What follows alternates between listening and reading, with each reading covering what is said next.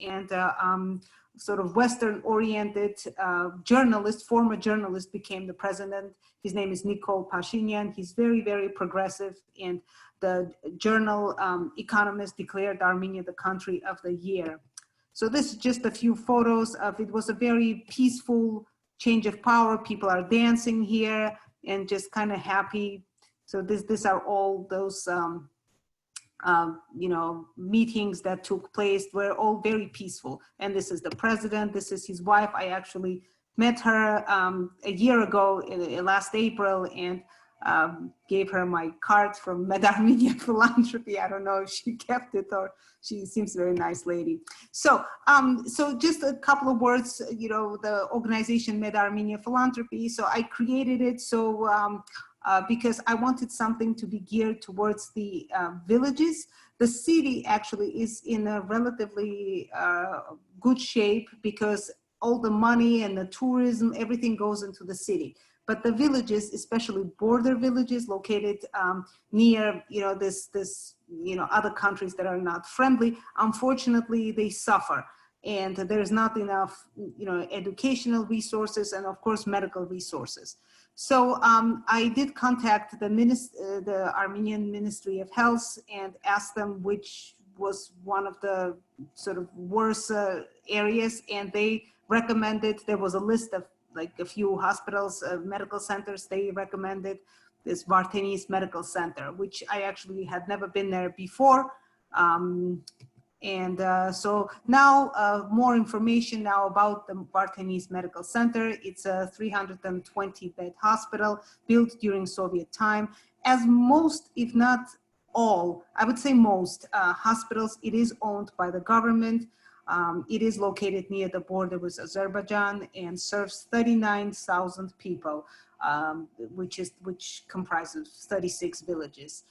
Only a fraction of rooms in the hospital could be used during its bad condition, which you will see.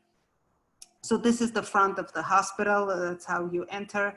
And actually, interestingly, those both ambulances were donated years ago by some Chinese philanthropic organization, which was very nice of them. That's the emergency room. As you could see, there is a blood pressure cuff, and that's that essentially. And everybody, whether you're having a heart attack or whether you are coming with like trauma covered in blood from the accident, you go to this totally unequipped room. So what does the hospital have at this point? They have a birthing floor, a pediatric floor, which is actually in a relatively good shape, operating room in a very bad shape, and medical rooms that are kind of, you know, plus minus. Some of them are not being used because they're in such bad conditions, and some of them, the hospital staff, the nurses and doctors, they themselves actually contributed to renovations. So the hospital, despite its poverty, is performing major surgery, C-section and abdominal surgeries, laparotomies.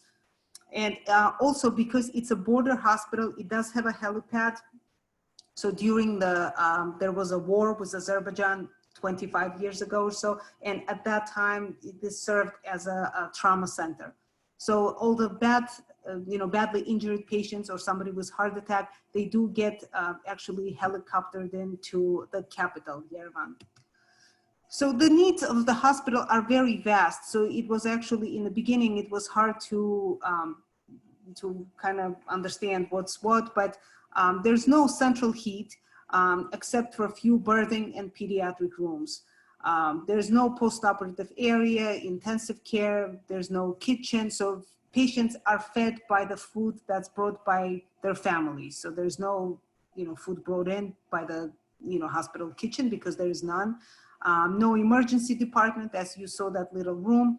And one of the biggest complaints that they actually complained to me is no diagnostic equipment except for this outdated X-ray machine and ultrasound machine. So this is the hospital staff in that little emergency room. We're just posing for a picture. That was during my first time that I went there in April 2019, yeah. So, and this is the operating room heaters. That's basically, you know, and every time you come in and you go anywhere, you have to remember to turn them off. Otherwise, it could be a fire hazard. So, and this is a little scary picture here, just hallways of the hospital. The man in the white coat is the the medical director of the hospital. He's a gynecologist. So operating room, that's, you see operating room, the table, operating table was anesthesia machine there, which is very, very old. So just, this is a quote unquote kitchen. Again, they're just, you know, pitiful and sad. Just the random rooms. Some of them are not being used. This is the X-ray, which is very, very old, and as you can see yourself, that's just scary areas in the hospital. More. And that's a little boy actually that I witnessed. He came with the gash because he was, in Armenia, there's a lot of marble. So in schools and many places, the floors and everything is from marble because it doesn't cost much. So it's one of few things that the resources that are there. So this poor boy, he was running and he fell, and there was this big gash on his forehead, and he came for repair.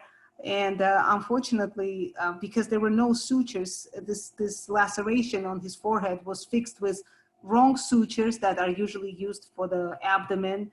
The numbing medication didn't work, and I know it obviously very well. Like, this poor boy really suffered through this closure.